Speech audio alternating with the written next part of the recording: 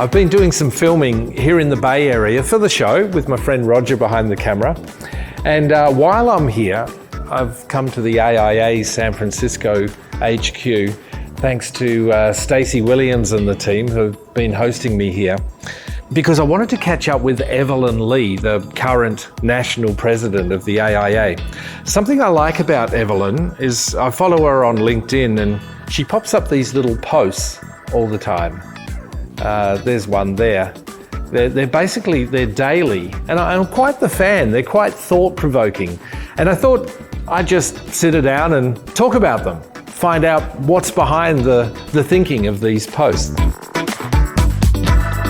Evelyn, I finally got you sitting down in front of me. You're a hard woman to track down. Yeah, the AI is keeping me busy this year, yes. Mm-hmm. How is that going? A lot of time on the road. I think every president warns you that there's something that's going to come up, not just one time, but multiple times that's going to interfere with what you want to do as president, but it's just part of the job. Another thing I know about you, you hate this.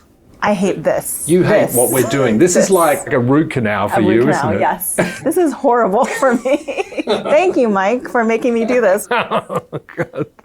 Oh, well, let's try and get it over with. Now, I wanted to sit you down and talk about some of this stuff. I'm a bit of a fan.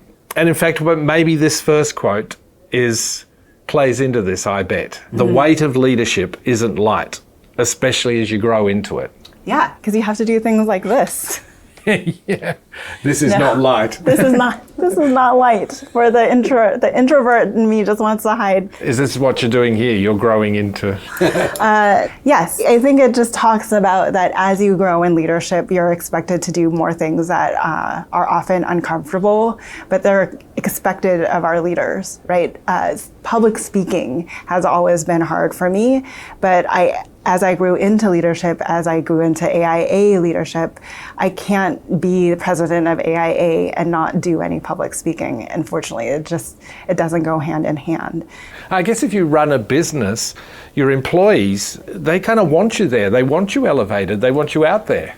Yes, I mean that, and I think every company owner, every business owner knows what it's like to hire their first employee and the weight of that. Not only are you responsible for your own income, now you're responsible for that employee's ability to live and work for me, in a city like San Francisco. So that's what I talk about with, the weight of leadership. The more employees you have, that's the more people that you have to pay. It gets heavier as you go up the ladder, unintentionally, whether you like it or not.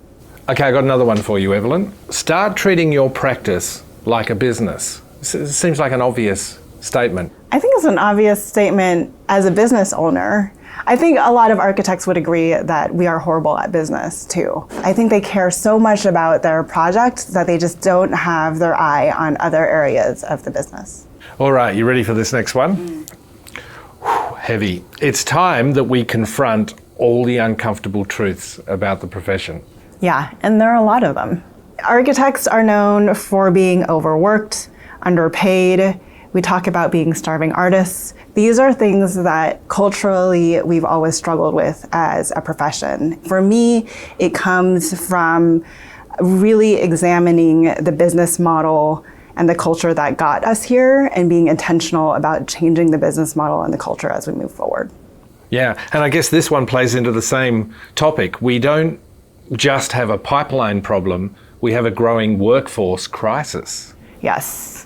And that's because people are seeing the talent coming out of our schools and understanding what they bring to the table, and other industries are stealing our talent away. So they're going into fields that pay more, offer better benefits, and have better work-life balance. Wow, they spot the talent. They spot the talent, and we can't pay them what they are getting paid to go elsewhere. The other problem is a lot of our leadership are baby boomers, and the succession planning in firms just aren't there. We aren't passing leadership down. So that's going to become an issue too as leadership begins to age out of practice. But everything's not doom and gloom. And I like to see it as here is the opportunity for us to improve upon.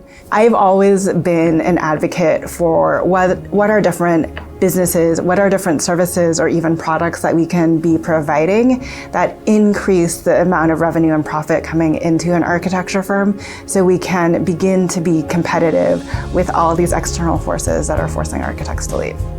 Well, Evelyn, it's been a pleasure. Oh, I'm done?